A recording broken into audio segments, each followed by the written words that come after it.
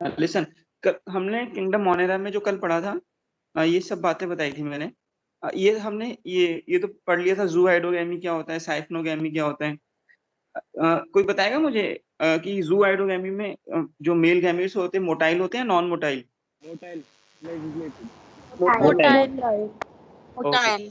और जो साइफनोगैमी होती है, साइफनोगैमी एंजियोस्पर्म में होती है, जिम्नोस्पर्म में होती है। उसमें जो मेल गैमीट्स होते हैं फीमेल गैमीट तक जाते हैं थ्रू पॉलन ट्यूब। ठीक है। उसमें उसके बाद हम लोगों ने इसमें सारे आइक्लर का क्लासिफिकेशन, ओसवाल्ड टीपो और 5 kingdom classification, 6 kingdom classification Carl Woese का पढ़ लिया था। कार्ल वुज का जो क्लासिफिकेशन था वो डोमेन थ्योरी थी कि 3 डोमेन होते हैं, और आर्किया, बैक्टीरिया और यूकैरिया। ठीक है। और उन्होंने एक आर्की बैक्टीरिया एक अलग बना लिया था, बाकी 5 किंगडम सेम वही रहे थे। उसके बाद हम लोगों ने किंगडम मोनेरा में कल देख लिया कि भाई जो किंगडम प्रोकैरियोट्स होते हैं किंगडम मोनेरा में, यूनिसेलुलर प्रोकैरियोट्स आते हैं, और ये इसमें ज्यादातर मेंबर कौन होते हैं, बैक्टीरिया होते हैं सोनली। तो ये हमने स्ट्रक्चर देखा था कुछ। के बाद हम लोगों ने सेल वॉल देखा, सेल वॉल बनी होती है पेप्टाइडोग्लाइकन की। ठीक है। सेल मेम्ब्रेन वही लिपिड और प्रोटीन्स की बनी होती है। और सेल वॉल और सेल मेम्ब्रेन के बीच में एक स्पेस होता है, उसे बोलते हैं पेरिप्लाज्मिक स्पेस। तो periplasmic space is analogous to the lysosomes. ये डाइजेशन करता है कॉम्प्लेक्स सब्सटेंसेस की, हमने पढ़ लिया था। इस पे क्वेश्चन आता है। साइटोप्लाज्म में हमने देखा था भाई, इसमें मेम्ब्रेन बाउंड सेल ऑर्गेनेल तो नहीं होते हैं। इसमें डीएनए होता है, डबल स्टैंडर्ड सर्कुलर डीएनए, जिसको हम न्यूक्लियोइड बोलते हैं या इंसिपिएंट न्यूक्लियस बोलते हैं। इसमें हिस्टोन प्रोटीन्स नहीं होते, मैंने बताया था, हिस्टोन की जगह पॉलीअमाइंस होते हैं। अ, अब आगे कंटिन्यू करते हैं बेटा इसमें, और आगे जो हमें पढ़ना है, कुछ एग्जांपल्स भी बताए थे मैंने प्रोकैरियोट्स के, वो यहाँ पे हमने लिखे हुए हैं। यू बैक्टीरिया, बीजीए, माइकोप्लाज्मा, ये सब एग्जांपल है किसके, प्रोकैरियोट्स के। तो एक एक करके इनके एग्जांपल्स को जो हमें पढ़ना है स्टार्ट करते हैं। सबसे पहले मैं आज यहाँ पे स्टार्ट करने जा रहा हूँ you bacteria. You bacteria, you मतलब ट्रू बैक्टीरिया। ठीक है। You bacteria. तो यू बैक्टीरिया की कुछ हिस्ट्री है, तो उसके मैं एक दो साइंटिस्ट के नाम मैं लिख देता हूँ। ठीक है। तो सबसे पहले यू बैक्टीरिया को ऑब्जर्व किया था लिवॉन हुक ने, और उन्होंने एनिमल क्यू नाम दिया था। ठीक है, मैं लिख देता हूँ। They were first observed by Livon hook.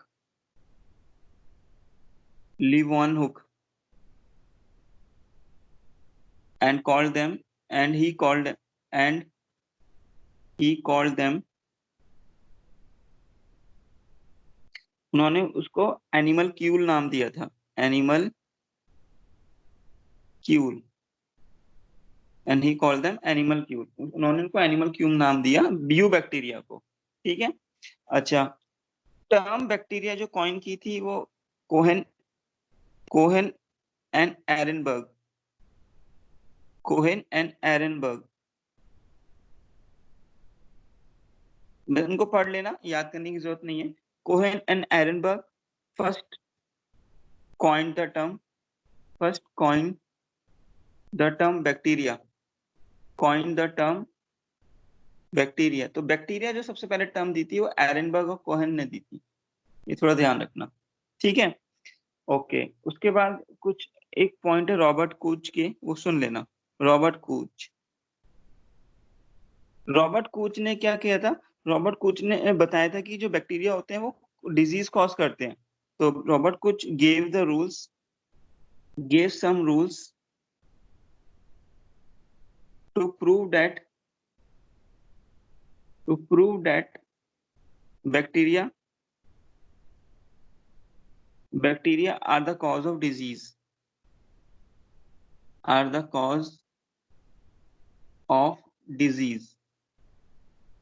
ठीक है। बैक्टीरिया डिजीज के कॉज हैं। ठीक है। ये रॉबर्ट कूच ने रूल्स दिया था कि बैक्टीरिया क्या होते हैं, वो डिजीज के कॉज होते हैं। ठीक है। उनको नोबेल प्राइज भी मिला था इस बात पे, इनके काम के लिए इनको नोबेल प्राइज भी मिला था। ठीक है। थोड़ा ध्यान रखना। आगे बढ़ते हैं। आगे हम शेप, जो हमारा टॉपिक है वो shape of you bacteria. Shape of you bacteria की, यू बैक्टीरिया की क्या क्या शेप हो सकती है। तो हम ये भी लिख सकते हैं classification of you bacteria according to the shape. Shape के अकॉर्डिंग क्लासिफिकेशन पढ़ रहे हैं। ठीक है। तो शेप के अकॉर्डिंग जो बैक्टीरिया होते हैं वो अलग अलग टाइप्स के होते हैं। तो मैं दिख लेता हूँ। सबसे पहला शेप है कॉकस। कॉकस, इसको प्लूरल बोलते हैं कॉकाई। तो कॉकस ये फ्रूट नहीं है, फ्रूट में भी हमने कॉकस पढ़ा था। ये जो कॉकस होते हैं ना, कॉकस कॉकस बैक्टीरिया होते हैं स्फेरिकल शेप के। तो ये कुछ ऐसे होंगे। ये जो कॉकस बैक्टीरिया होते हैं they are spherical in shape. तो ध्यान रखना जहां भी वर्ड कॉकस आता है, जैसे स्ट्रेप्टोकॉकस, डिप्लोकॉकस, जहां भी वर्ड कॉकस आएगा वो कैसे होंगे? स्फेरिकल शेप के। These bacteria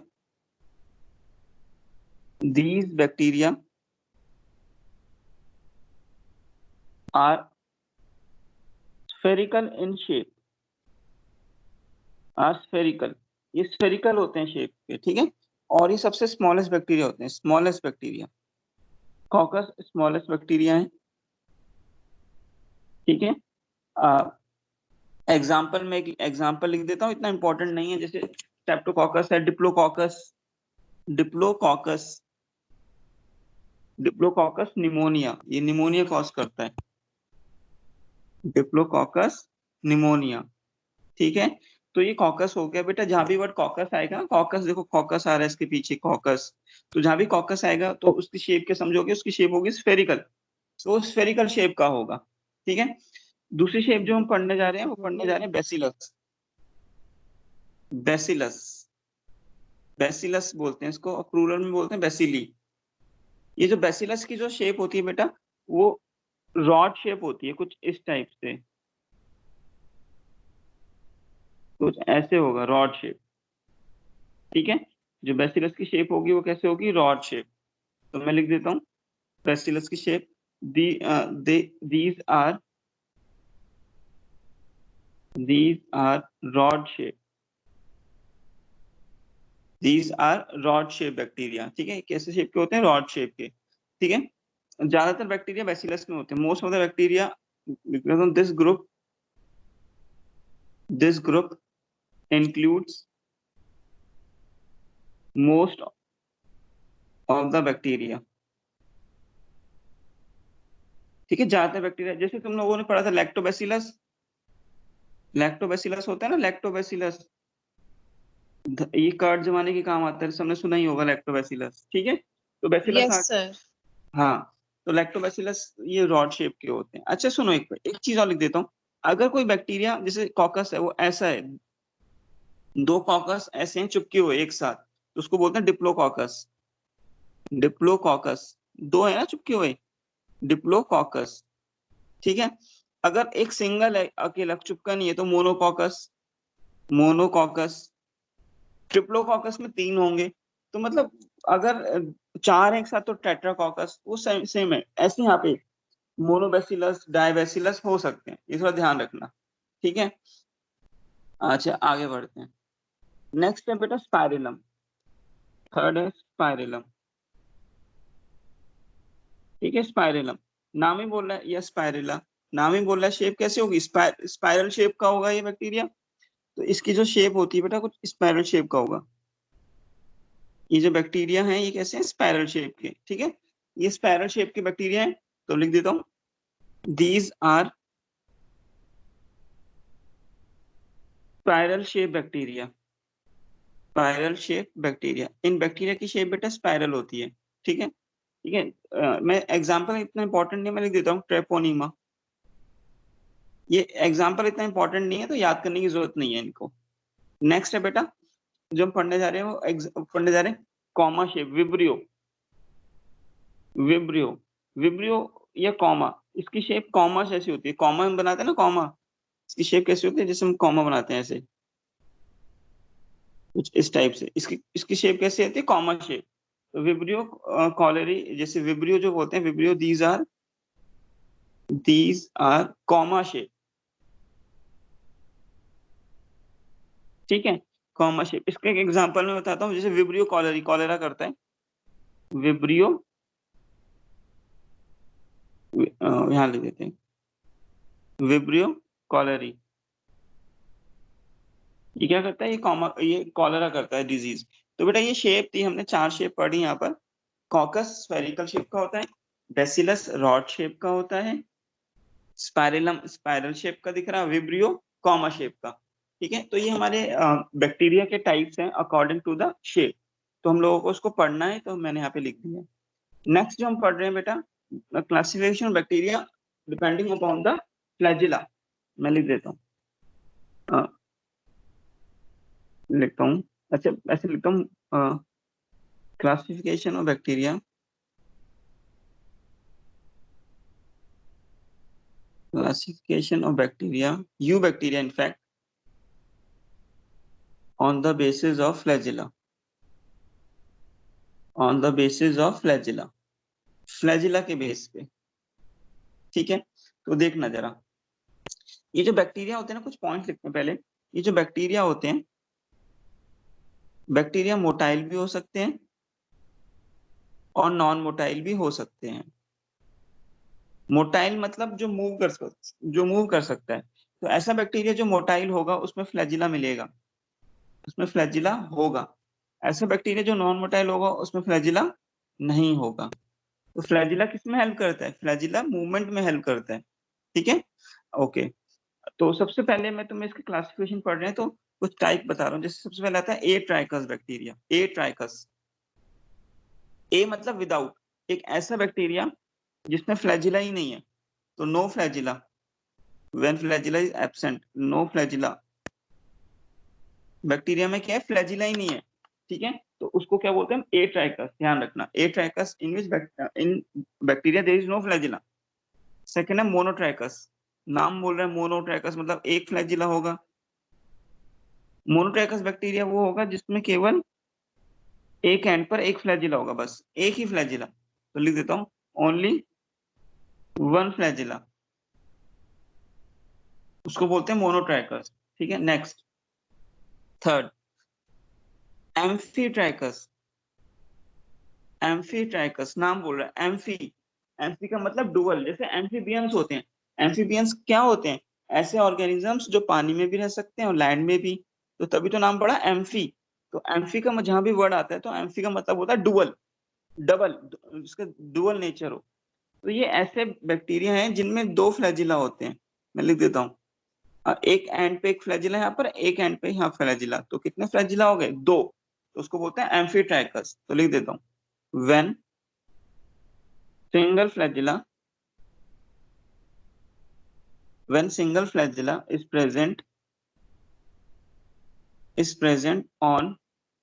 both on both one end।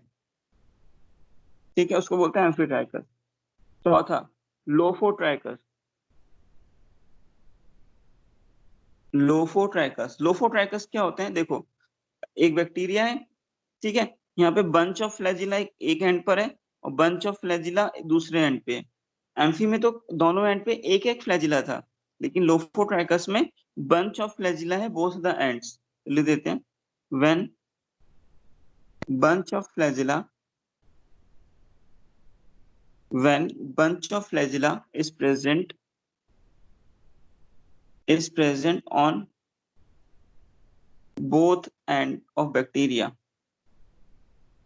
on both end of bacteria। तो दोनों एंड के बैक्टीरिया के एंड पे क्या होना चाहिए? Bunch of flagella, that is lophotrichous. ठीक है, नेक्स्ट जो है वो है सिफेलोट्राइकस।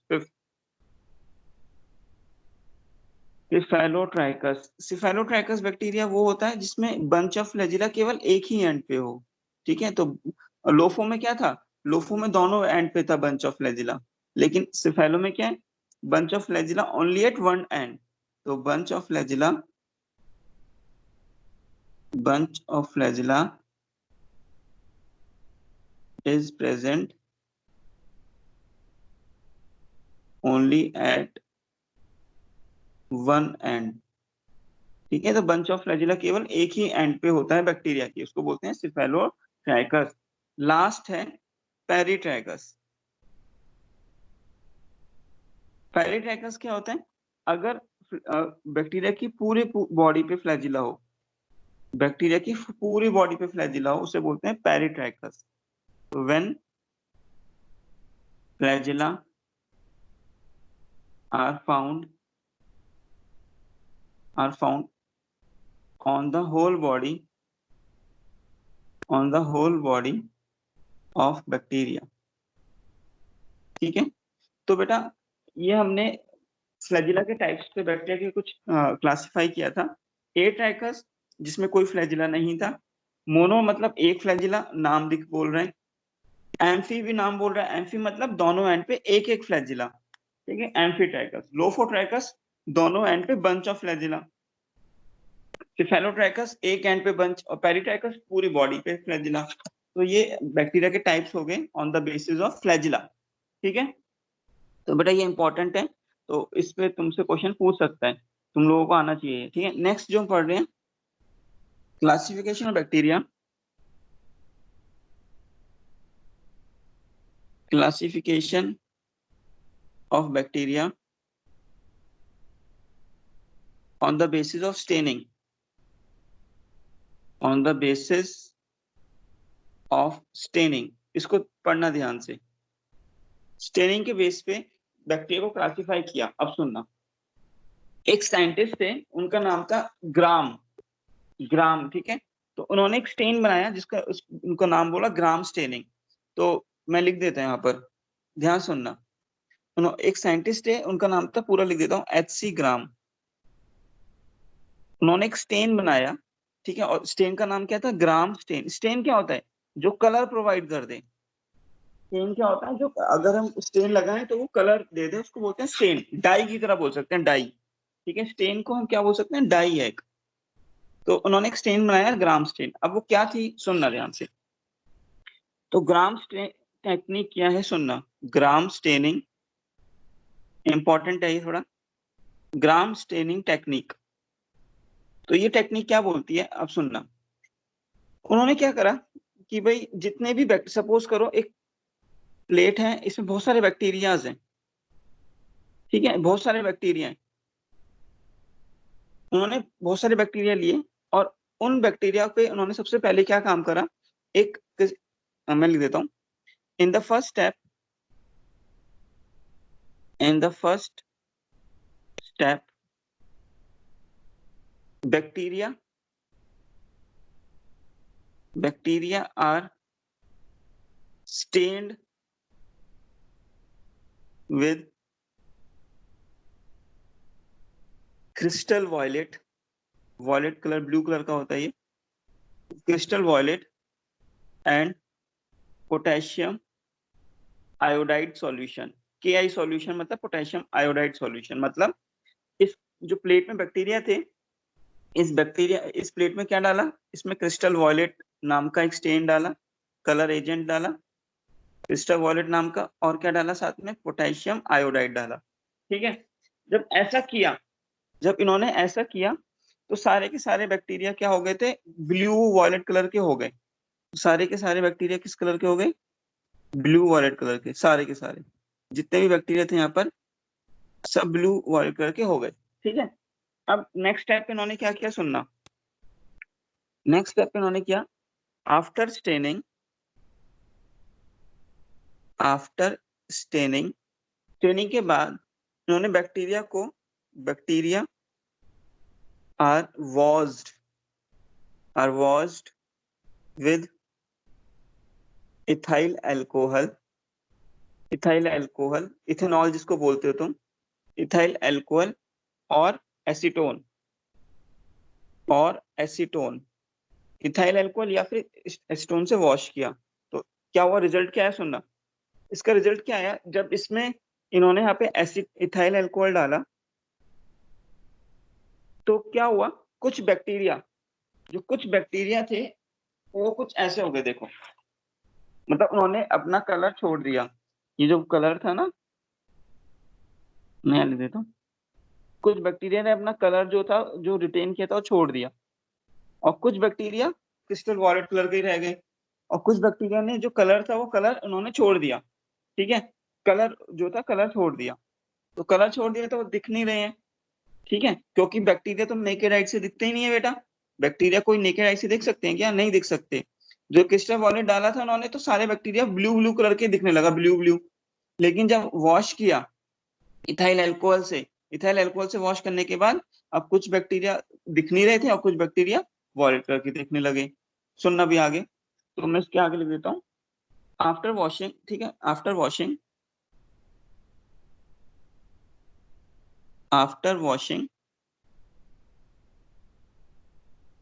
some bacteria retain the color of stain and some bacteria are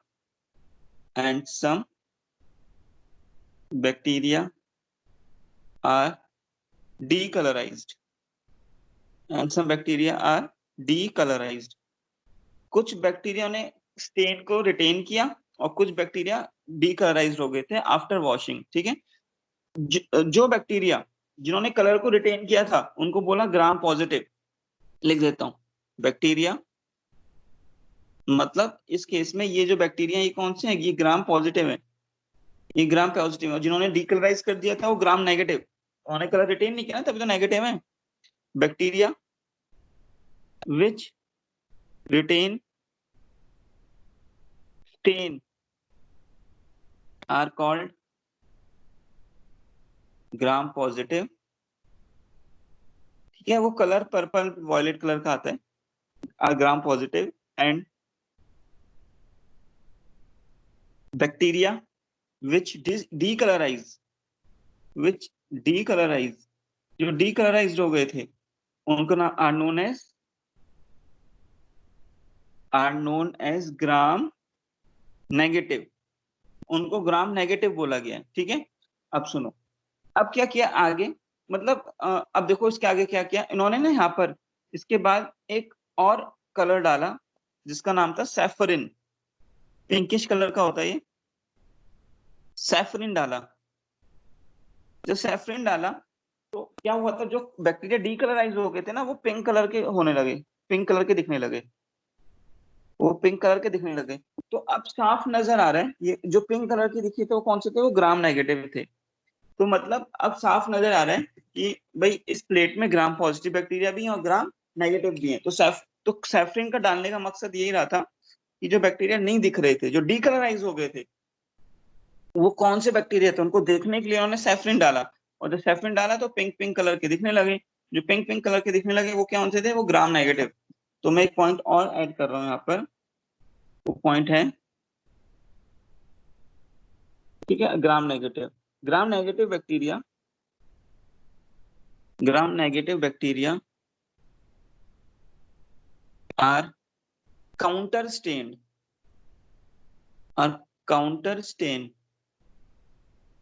bye safranin, वो सैफरिन से दोबारा से स्टेन किए जाते हैं। तो बेटा एक बार और सुनेंगे कि ये टेक्निक क्या थी।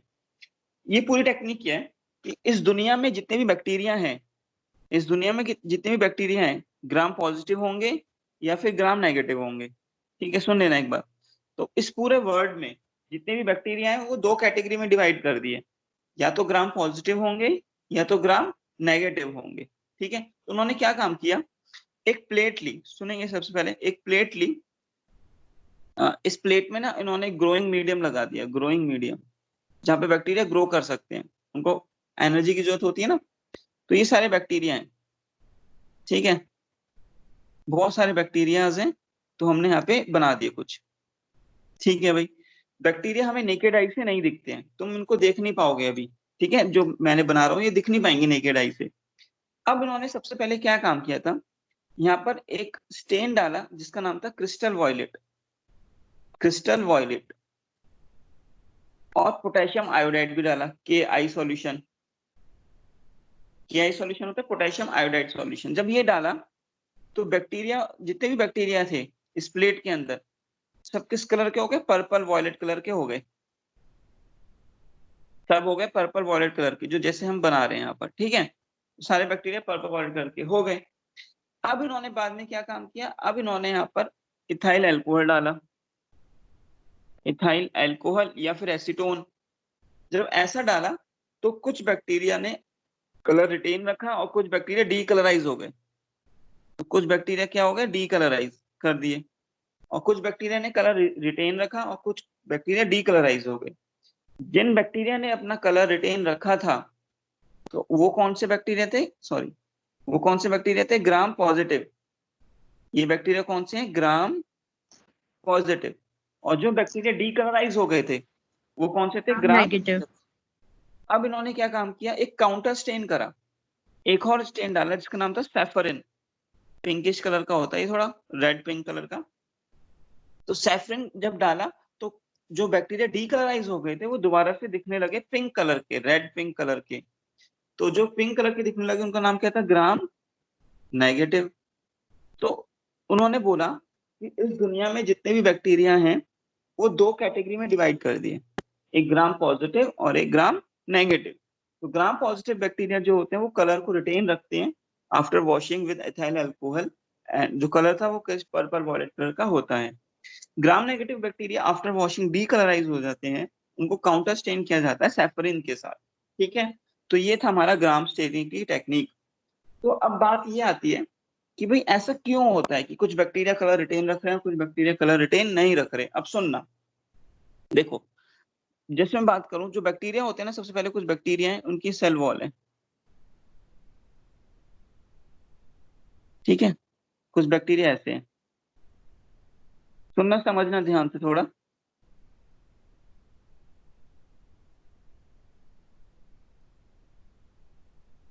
अब देखो, अब कुछ बैक्टीरिया, ये जो बनाया है मैंने, ये पेप्टाइडोग्लाइकन की सेल वॉल है, इसका नाम है पेप्टाइडोग्लाइकन। और ये भी जो व्हाइट कलर से क्या बनाई, पेप्टाइडोग्लाइकन की सेल वॉल, पेप्टाइडोग्लाइकन की होती है सेल वॉल। और कुछ, लेकिन इसके ऊपर ने एक और लेयर बनाई है, ये लेयर है एलपीएस की। एलपीएस मतलब लिपोपॉलीसेकेराइड, लिपोपॉलीसेकेराइड, लिपिड और कार्बोहाइड्रेट की है।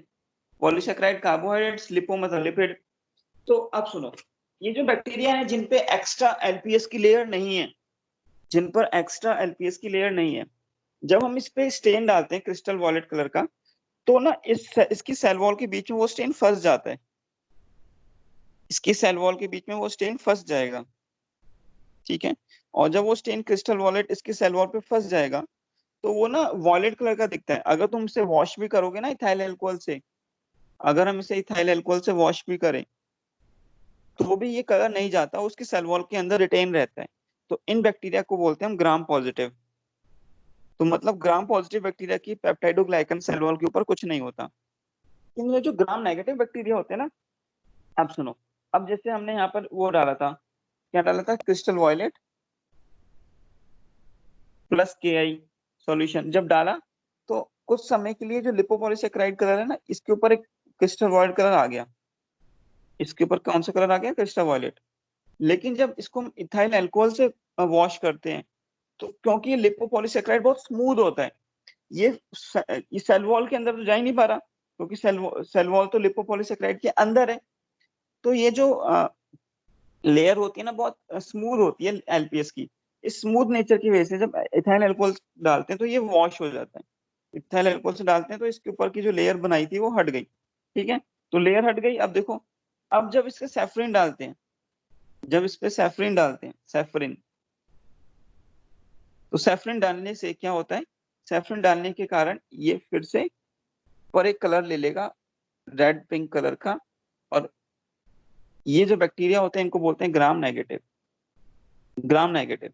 तो एक बात तो क्लियर हो गई कि अगर मैं यहाँ पर ग्राम पॉजिटिव लिख दूं और यहाँ पे ग्राम नेगेटिव लिख दूं, तो तुम ये बात तो तुम समझ गए कि ग्राम पॉजिटिव में सेल वॉल जो होती है पेप्टाइडोग्लाइकन की होती है, पेप्टाइडोग्लाइकन के ऊपर कोई एलपीएस की लेयर नहीं मिलती, पेप्टाइडोग्लाइकन। तो एलपीएस लिपोपॉलीसेकेराइड की एक्स्ट्रा लेयर है क्या, नहीं।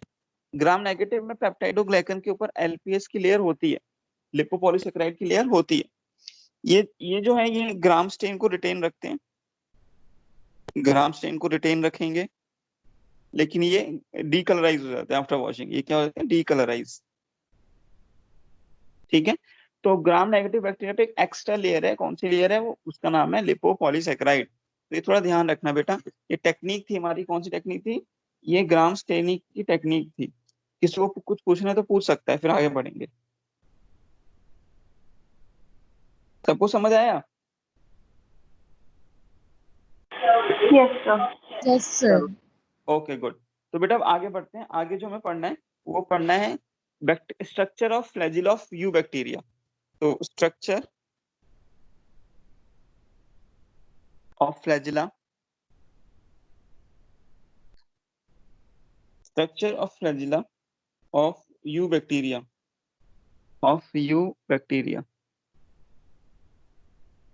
ठीक है, तो हम लोग बेटा बैक्टीरिया, यू बैक्टीरिया का जो फ्लैजिला का स्ट्रक्चर है वो पढ़ने जा रहे हैं। ठीक है, अब सुनना जरा, इस बात को ध्यान से सुनना कि ये है क्या।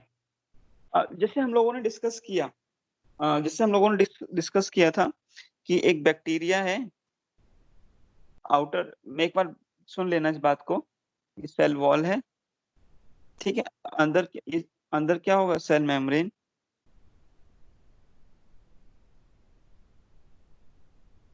एक और अंदर होती है फोल्डेड सेल मेम्ब्रेन, जिसका क्या नाम होता है, Mesosomes.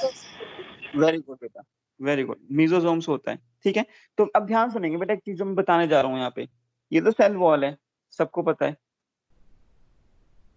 ये आउटर सेल मेम्ब्रेन है, आउटर सेल मेम्ब्रेन या प्लाज्मा मेम्ब्रेन भी बोल सकते हैं इसको। ये इनर है, इनर वाले को क्या बोलते हैं, ये इनर वाली ये है, इनर वाले को क्या बोलते हैं, मीजोसोम्स। बिल्कुल सही बोला तुम लोगों ने, मीजोसोम्स। अच्छा बेटा, ये जो बैक्टीरिया होते हैं ना, बैक्टीरिया, बैक्टीरिया के ऊपर एक और ऊपर एक छोटी सी हल्की सी पतली सी लेयर होती है, स्लाइमी भी हो सकती है और टफ भी हो सकती है, उसको बोलते हैं ग्लाइकोकैलिक्स। इसके बारे में पढ़ेंगे। सबके पास नहीं होती है, जरूरी नहीं है कि सबके पास हो। ठीक है, इसका नाम है ग्लाइकोकैलिक्स, इसको हम पढ़ेंगे बेटा, ग्लाइकोकैलिक्स।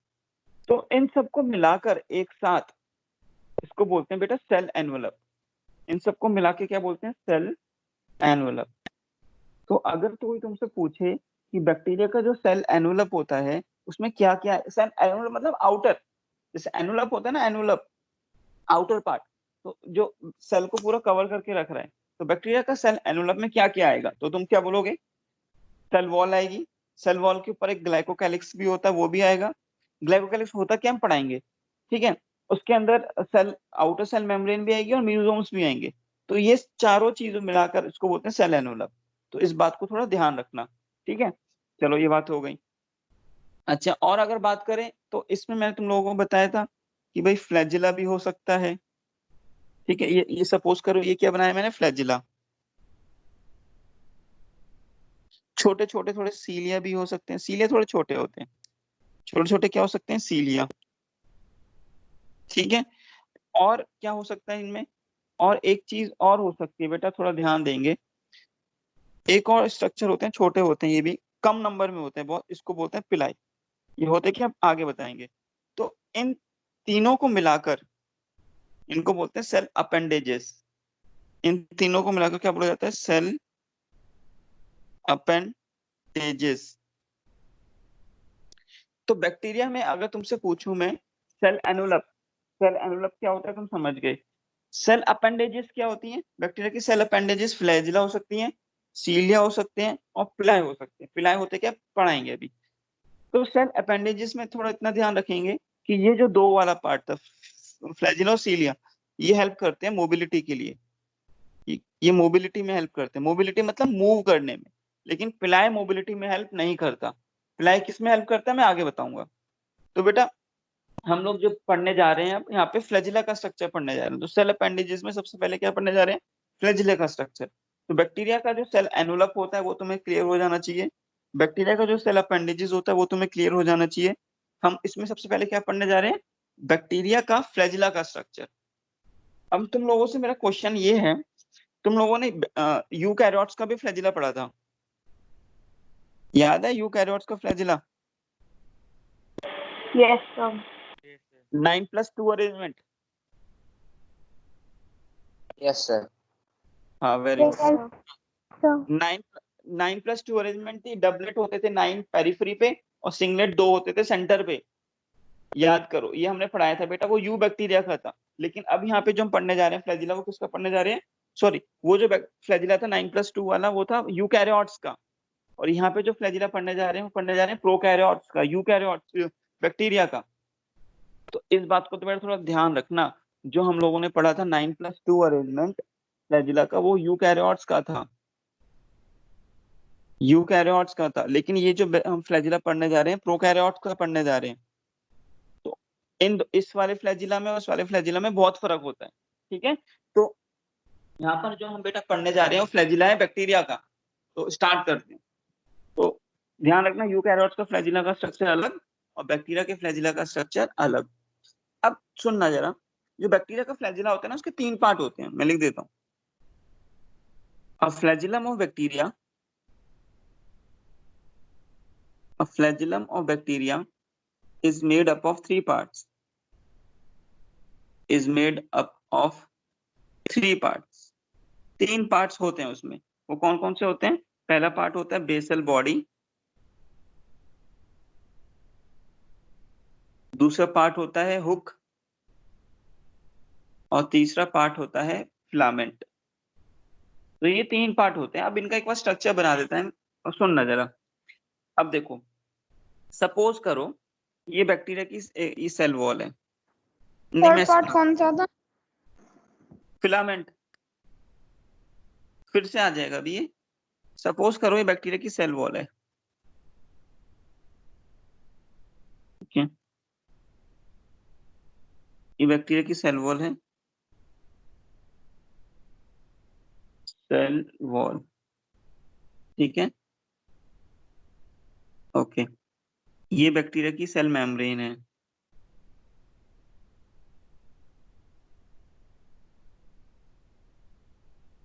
ये बैक्टीरिया की क्या है? Cell membrane. तो सेल वॉल और सेल मेम्ब्रेन के बीच का जो खाली स्पेस है, इस स्पेस का क्या नाम है, कोई बताएगा? Periplasmic space. Periplasmic space. बिल्कुल सही बोला तुम लोगों ने, एकदम। हाँ बेटा बिल्कुल सही बोला। अब सुनो, अब यहाँ पे क्या होता है, ध्यान सुनेंगे बेटा जो बनाने जा रहे हैं। ये जो सेल वॉल होता है ना, सेल वॉल के बीच में 2 रिंग होती हैं इसमें, एक रिंग ये रही, ठीक है, और एक रिंग ये रही। 2 रिंग है सेल वॉल के बीच में। तो मैं इसको थोड़ा और भी कलर कर देते हैं इनको। ये 2 रिंग है बेटा,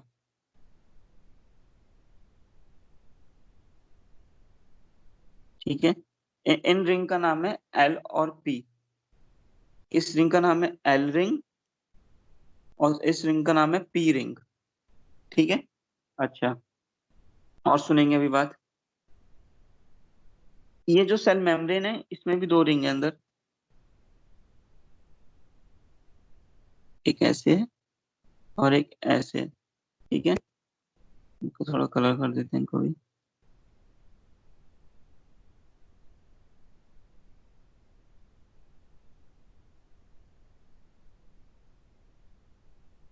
ठीक है, इस रिंग का नाम है एस, एक मिनट, इस वाली रिंग का नाम है एस रिंग, ठीक है, और इस रिंग का नाम है एम रिंग।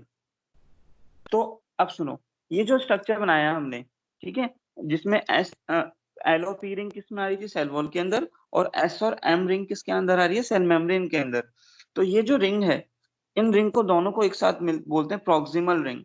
मैं यहाँ पे लिख देता हूँ, इन दोनों रिंग को एक साथ बोलते हैं प्रॉक्सिमल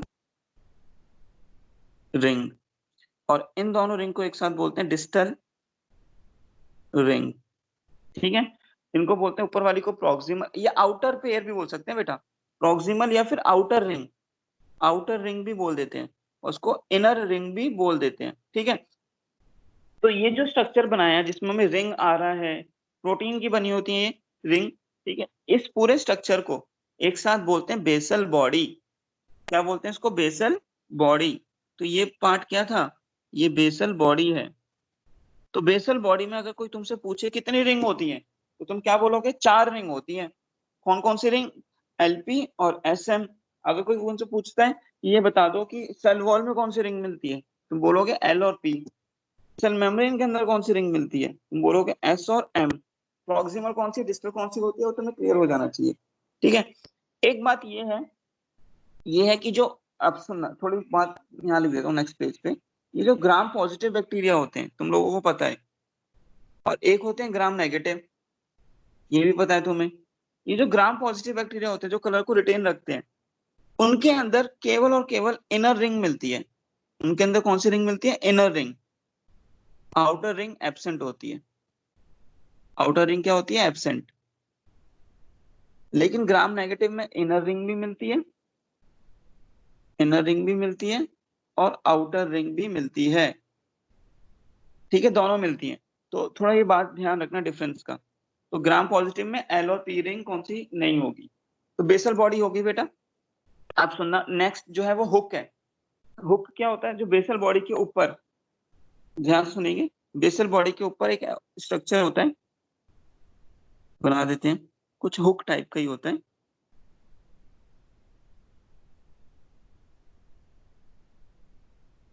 कुछ इस टाइप का होता है, हुक टाइप का ही होता है। तो बेसल बॉडी के ऊपर ये जो स्ट्रक्चर है ये हुक बनाया है, दिस इज हुक। और हुक के आगे, हुक के आगे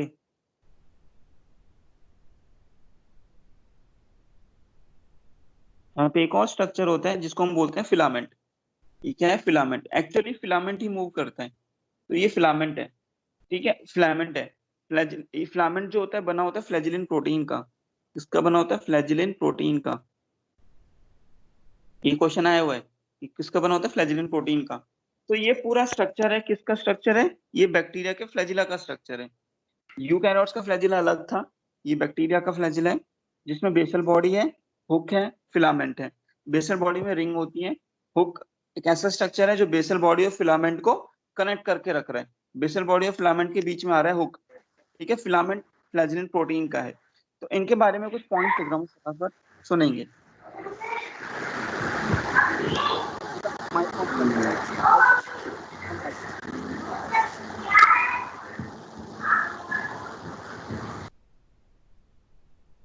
देखना जरा, तो बेसल बॉडी के बारे में कुछ पॉइंट्स लिख रहा हूँ मैं फटाफट।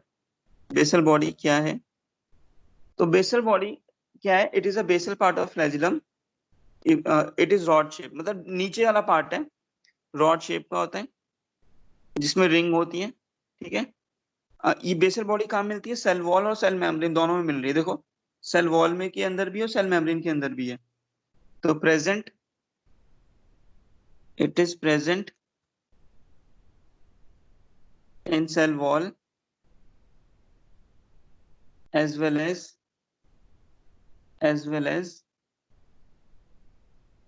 इन सेल मेम्ब्रेन। सेल मेम्ब्रेन में भी मिलती है, हमने ये स्ट्रक्चर अभी देखा। ठीक है, अच्छा, जो आउटर रिंग थी एल और पी, मैं लिख देता हूँ, जो आउटर रिंग थी इसमें एल और पी, एल और पी रिंग कहाँ पे आती है? सेल वॉल में।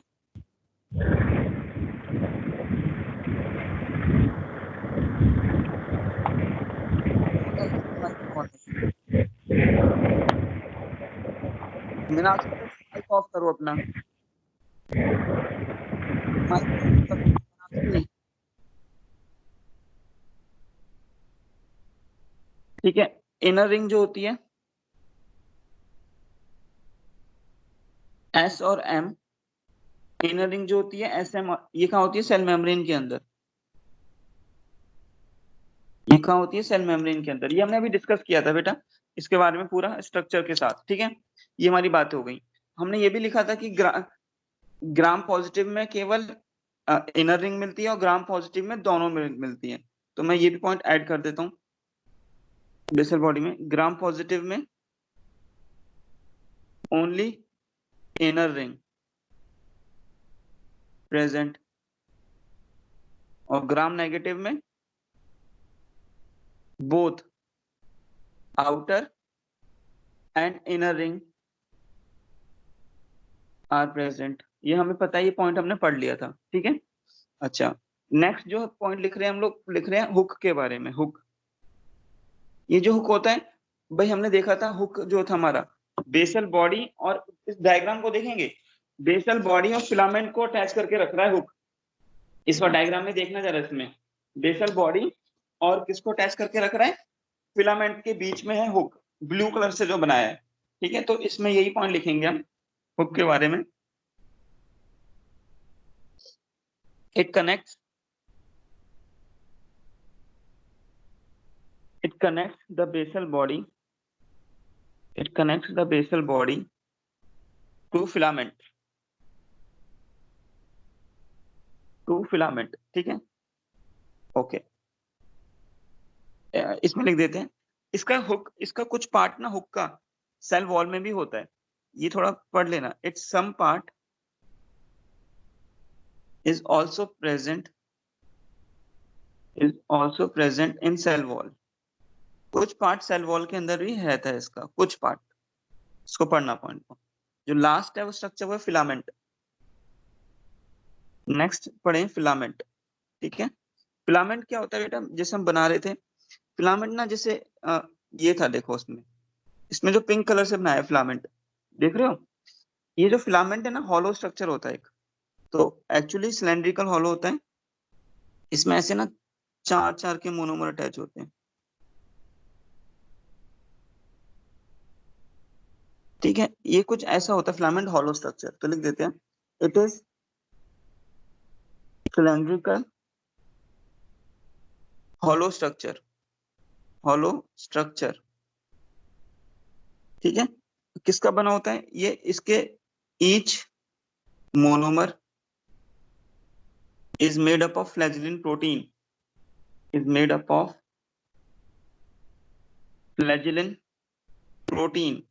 इस पे क्वेश्चन आता है। फ्लैजिलिन प्रोटीन का बना हुआ है, ठीक है। ये कॉन्ट्रैक्टाइल प्रोटीन है,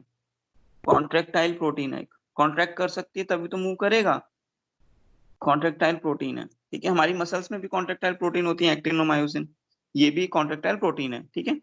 एक और इंपॉर्टेंट क्वेश्चन यहाँ पे आता है, ये जो मोनोमर होते हैं 4+4 के अरेंजमेंट में होते हैं, देखो 4 बनाए मैंने, 1 2 3 4। इसके बैक साइड में भी 3D में देखोगे तो एक और 4 होंगे, तो दीज मोनोमर्स, इस पे क्वेश्चन आ सकते हैं, these monomers are arranged in 4+4 manner, ठीक है। इस पे क्वेश्चन आ सकता है। तो जो यूकैरियोट्स का जो फ्लैजिला होता है वो 9+2 अरेंजमेंट था, तो 9+2 तुम समझते हो क्या है, लेकिन जो बैक्टीरिया का अरेंजमेंट है वो 4+4 बोल सकता है। 4+4 मतलब जो फ्लैजिलिन, जो फिलामेंट होता है ना, फिलामेंट में जो प्रोटीन होती है वो 4 की फॉर्म में होती है, 4+4 की फॉर्म में होती है, तो इस पे क्वेश्चन आ सकता है बेटा। तो ये हमारा पूरा का पूरा फ्लैजिला था। किसका फ्लैजिला था हमने? ये जो फ्लैजिला पढ़ा, ये पढ़ा बैक्टीरिया का फ्लैजिला के बारे में। तो इसमें किसी को कुछ क्वेश्चन पूछना है तो पूछ सकता है, इसमें किसी को कुछ क्वेश्चन पूछना है तो बेटा पूछ सकते हो। तो ये आज का टॉपिक था हमारा। किसी को कुछ क्वेश्चन पूछना है तो पूछे बेटा, कुछ